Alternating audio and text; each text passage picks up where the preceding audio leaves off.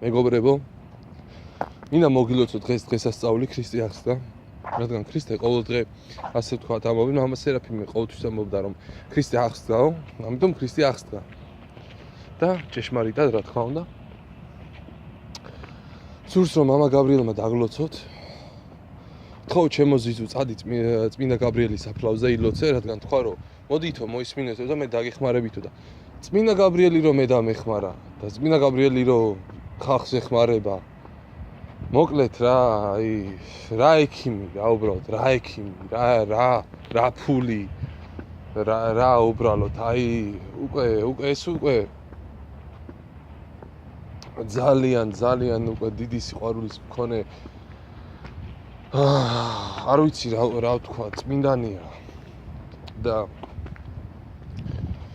სურს რომ ასე ვთქვათ მიხვიდე რა და სურს რომ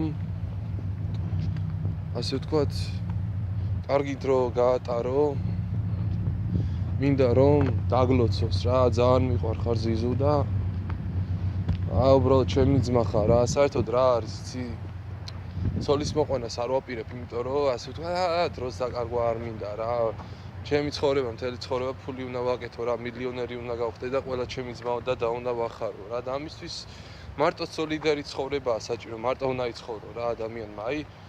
მაგალითად, რა ვთქვათ რა, სიტყვაზე წმინდანი მთელი ცხოვრება ხო სიწმინდეზე ფიქრობს რა.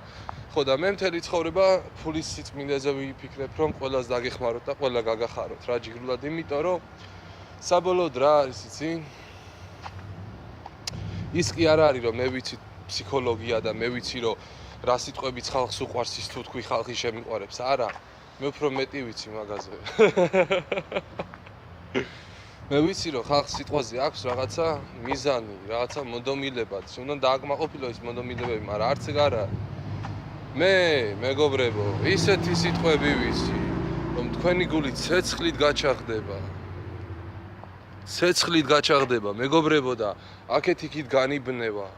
ხეები სილამაზით აყვავდებიან, ჩიტები იბულბულებენ, რავი, რას აღარ გააკეთებენ ეს სამყარო.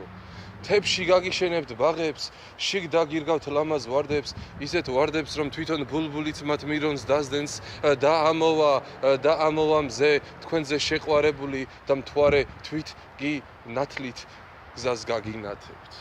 მაგრამ იცით რა არის? იცი რა არის ჩემო მეგობარო? მე ყველაფერს გავაკეთებ იმისთვის რომ თქვენ გულში ვინც ხართ წარმატება მოიპოვოთ სწორ საქმეში, გემშვიდობებით.